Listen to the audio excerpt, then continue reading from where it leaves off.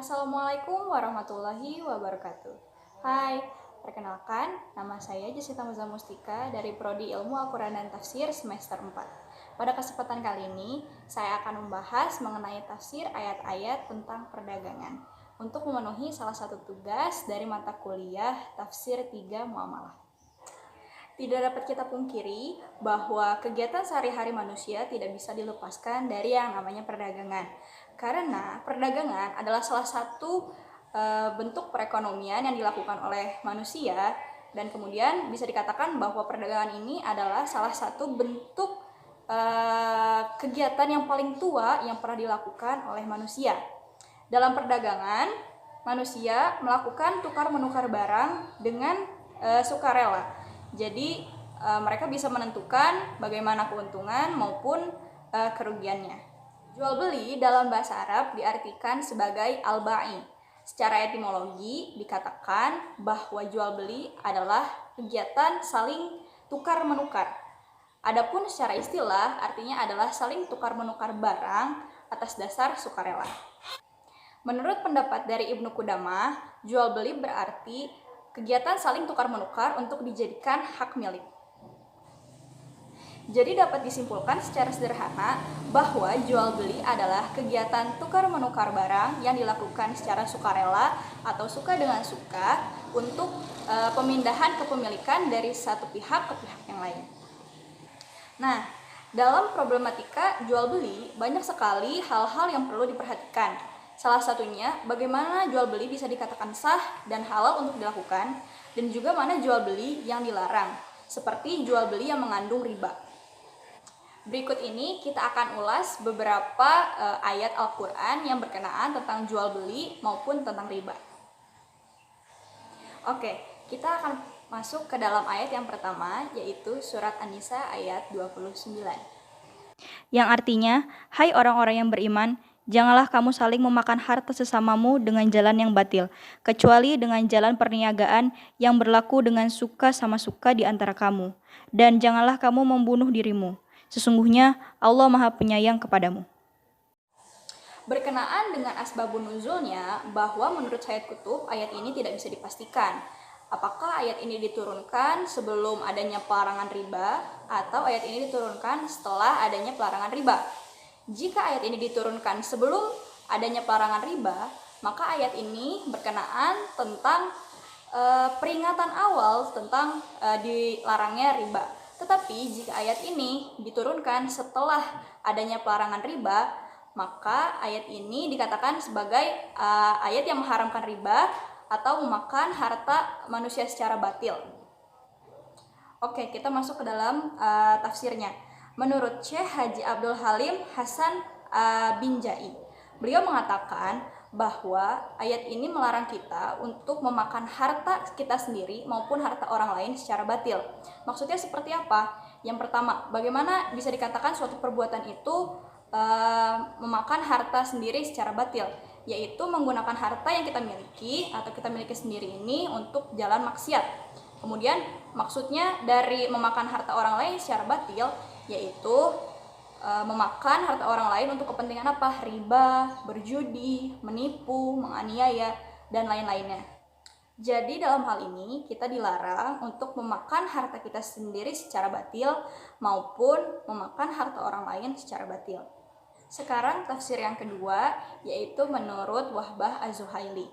Beliau mengatakan bahwa kita dilarang untuk memakan harta orang lain secara batil, yaitu dengan jalan riba, berjudi, menipu, menganiaya, dan lain sebagainya. Tetapi kita diperbolehkan untuk mengambil harta orang lain secara halal, yaitu dengan jalan jual beli, atau dengan kata lain tijaroh atau al-ba'i. Maka dalam hal ini perlu ada kesukarelaan atau suka dengan suka antara satu pihak dengan pihak yang lainnya. Kemudian tafsir yang ketiga yaitu dari Al-Maroghi. Beliau mengatakan bahwa makna dari kata al-batil ini berasal dari kata al-batlu dan butlan yang bermakna sia-sia dan kerugian. Artinya secara syara bahwa al-batil ini adalah mengambil harta tanpa imbalan yang benar dan layak, serta tidak ada keridoan di antara kedua belah pihak. Maka jika terjadi hal batil seperti ini, pertukaran dari yang namanya jual beli ini juga menjadi haram atau bisa disebut sebagai mengambil harta orang lain secara batil dengan jalan riba, menipu, dan lain-lain sebagainya. Begitu juga kita menghabiskan harta pada tempat yang haram, kemudian menghabiskannya juga pada tempat yang tidak bisa diterima oleh akal sehat. Itu juga menurut Al-Maraghi termasuk ke dalam memakan harta orang lain secara batil. Oke, kita lanjut ke yang keempat, yaitu menurut Al-Biqai. Al-batil berarti segala sesuatu dari berbagai seginya tidak diperkenankan oleh Allah, baik dari segi aspek esensinya maupun dari sifatnya. Kemudian tafsir yang kelima yaitu menurut Ar-Razi. Beliau membagi pendapat mengenai al-batil ini kepada dua makna. Yang pertama adalah segala sesuatu yang dilarang oleh hukum syara. Kemudian yang kedua adalah mengambil harta orang lain tanpa adanya pengganti. Sedangkan menurut At-Tabari, memakan harta yang batil yaitu dengan jalan yang tidak dihalalkan oleh Allah Subhanahu wa taala. Sedangkan menurut Al-Lusi bahwa memakan harta orang lain secara batil yaitu dengan cara menzolimi orang lain. Jadi dapat kita simpulkan dari berbagai pendapat dan tafsir-tafsir sebelum ini bahwa yang dikatakan dengan memakan harta orang lain secara batil yaitu dengan cara-cara atau jalan-jalan yang diharamkan oleh Allah Subhanahu wa taala, dengan menzalimi orang lain, dengan melakukan riba, judi, menipu, dan lain sebagainya. Dengan jalan itulah yang namanya pertukaran ini menjadi haram.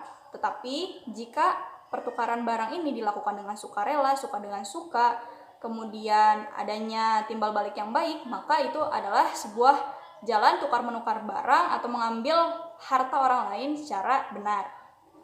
Jika kita tinjau dari munasabah ayat An-Nisa ayat 29, jika kita lihat di atasnya itu ayat 28 itu tidak menyatakan adanya hubungan. Tetapi menurut Ibnu Ash'ur, beliau mengatakan bahwa ayat ini memiliki munasabah dengan ayat-ayat sebelumnya. Karena ayat-ayat sebelumnya ini menjelaskan mengenai waris, nikah, dan mengandung beberapa perintah untuk menunaikan harta kepada yang berhak. Oke, itu adalah beberapa tafsir mengenai larangan memakan harta orang lain secara batil dalam Quran Surat An-Nisa ayat 29. Kemudian selanjutnya kita akan membahas tafsir dari Quran Surat Ali Imran ayat 130. Yang artinya, hai orang-orang yang beriman, janganlah kamu memakan riba dengan berlipat ganda, dan bertakwalah kamu kepada Allah, supaya kamu mendapat keuntungan. Dalam tafsir ini, saya akan mengutip salah satu tafsir dari Nusantara, yaitu tafsir Al-Misbah karya Quraisy Shihab. Kita akan bagi part per part. Oke, kita masuk yang pertama. Beliau mengatakan, wahai orang-orang yang beriman, janganlah kalian menarik piutang yang kalian pinjamkan kecuali pokoknya saja. Jangan sampai kalian memungut bunga yang terus bertambah dari tahun ke tahun hingga berlipat ganda. Dan juga jangan kalian mengambil atau memakan harta orang lain dengan jalan yang tidak dibenarkan. Maka di sini ada satu korelasi dengan ayat yang kita bahas sebelumnya, yaitu tentang larangan untuk memakan harta orang lain dalam jalan yang tidak dibenarkan. Dan dalam konteks ini adalah dalam jalan riba. Sebelumnya kita akan bahas dulu apa arti dari riba itu sendiri. Jadi menurut beliau, riba ini artinya adalah melipat gandakan. Berarti yang awalnya misalkan Rp1.000, kemudian bisa melipat ganda menjadi Rp2.000, Rp3.000, dan seterusnya tergantung lama dari masa peminjamannya atau karena adanya penundaan pembayaran. Kemudian riba ini dibagi menjadi dua. Yang pertama adalah riba nasi'ah dan yang kedua adalah riba fadl. Oke, kita akan bahas yang pertama yaitu riba nasi'ah. Riba nasi'ah ini adalah macam dari riba yang sudah banyak sekali disebutkan dalam Al-Quran dan dijelaskan juga secara tegas tentang pelarangannya.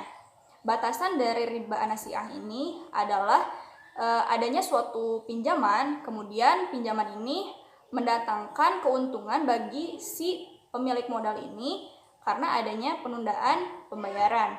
Oke, selanjutnya kita akan membahas mengenai bagaimana pengertian riba dari sisi ekonomi menurut Quraisy Shihab.